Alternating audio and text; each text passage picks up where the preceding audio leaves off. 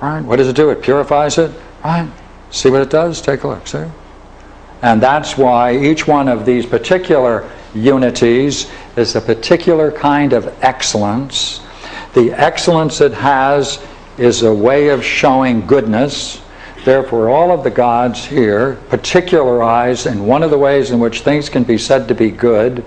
Therefore, each of these unities is an excellence. What kind of excellence? A goodness. It has a particular excellence which is necessarily a goodness. How many are they? 6. Let's take a look, right? Notice, and I'll quit right now as soon as I just make sure that you see my list. Purifying, protecting, perfecting, turning around, vitalizing, generating. Right? Now, each one of the ideas I mentioned can be explored in greater depth in Proclus, and that's what I took you through. Yeah, go ahead. In Genesis, yes. There was a 7 Elohim. It sounds like they might have been, somebody might have got some ideas from the Greeks. And in Genesis it says the Elohim, and we fashioned God in our image. Yes, that's true. Sixth day. That's right. That's right. There are many similarities. Actually, the greatest similarities between Prometheus and the Old Testament Genesis than there is anywhere else. Curious, very interesting relationships. Also, the analogical relationships in the generation of the creation, has a very interesting order. 1:4 is 2:5 is 3:6. It's proportionate. The whole thing is proportionate. And you can line up the days. 1:4 is 2:5 is 3:6. So you can see the way it's structured. Yeah, same. It has a very interesting analogical development. Therefore, hold it. Here we go. Ready? At the last line on page 2, the gods are present alike to all things. Each order has a share in their presence, proportioned to its station and its capacity to receive it. And all inferior principles retreat before the presence of the gods. Those are 2 quotes I pulled out of Proclus, because, do you see? Right. Since it's necessarily that each one of these is a unifying excellence, and as a unifying excellence it has a particular goodness, 6 ideas, right?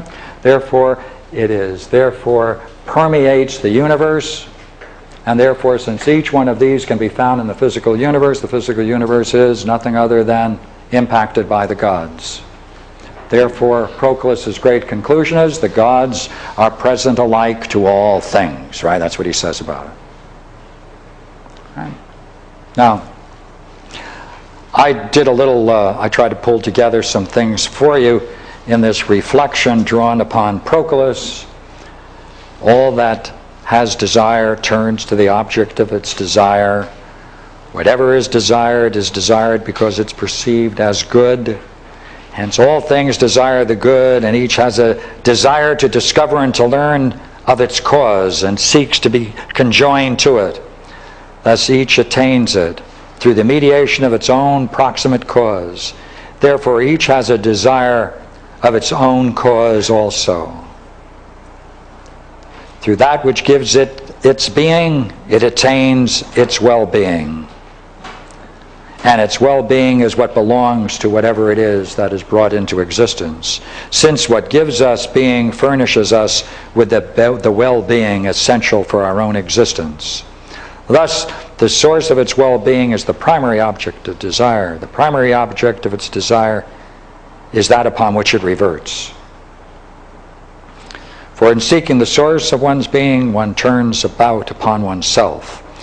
Thus everything whose nature it is is to revert, reverts upon that from which it derived the procession of its own substance. For if it reverts by nature, it has ousian desire of that upon which it reverts. And if so, its being also is wholly dependent on the principle upon which it reverts, ousian. And it is, and in its ousia it resembles the latter. Hence it's naturally sympathetic with this principle. Hence it is akin to it in existence. I put a lot of Proclus in there in a little essay for you. Now there's one word I want you to look at. It's new to you. We used it in some of the other lectures we had, ousia. Right? A lot of people translate this as essence. But there aren't many people who can distinguish between the use of the word essence and being. But it has a very special meaning, and I'd like to point this out to you, all right? This whole system depends upon one assumption, that in any development of anything, it reverts upon its cause. It reverts upon its cause. Wherever it is in this hierarchy, it can revert upon its cause. Therefore, intrinsic to the nature of reality, in the very nature of existence itself, there is this power of reverting back upon its source, reverting back upon oneself. That's an essential feature of the very nature of our reality. That ability to turn upon oneself, right, is necessarily non-physical, because nothing can turn upon itself that's physical, right? You can't do it. If you mean by reverting upon itself, where all parts of itself fall upon itself, that's impossible. Therefore, that's a metaphysical reversion upon itself. It takes a special word, and that's the word ousia. That capacity we all have, right, to reflect upon ourselves. Anything that is living that has intelligence, that has vitality, necessarily must be able to do that, or it doesn't have intelligence. Right? The degree to which it has intelligence, that degree it can revert and turn upon itself. And turning upon itself, it either turn upon itself or return upon its higher, its cause. Those two things, therefore, are essential for the evolution of man, spiritual evolution of man, which is to return to one's source. We're here, here we are, in the fourth stage, soul and body, soul encapsulated in a body. Therefore, we can gain interesting experiences by discovering the nature of soul, the nature of intelligence, the nature of unity, the one.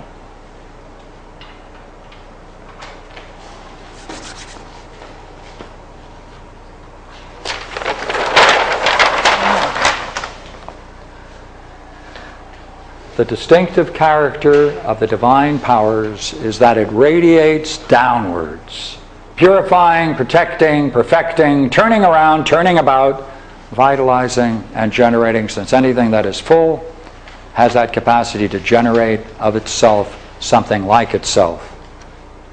All right, therefore anything that is full and ready.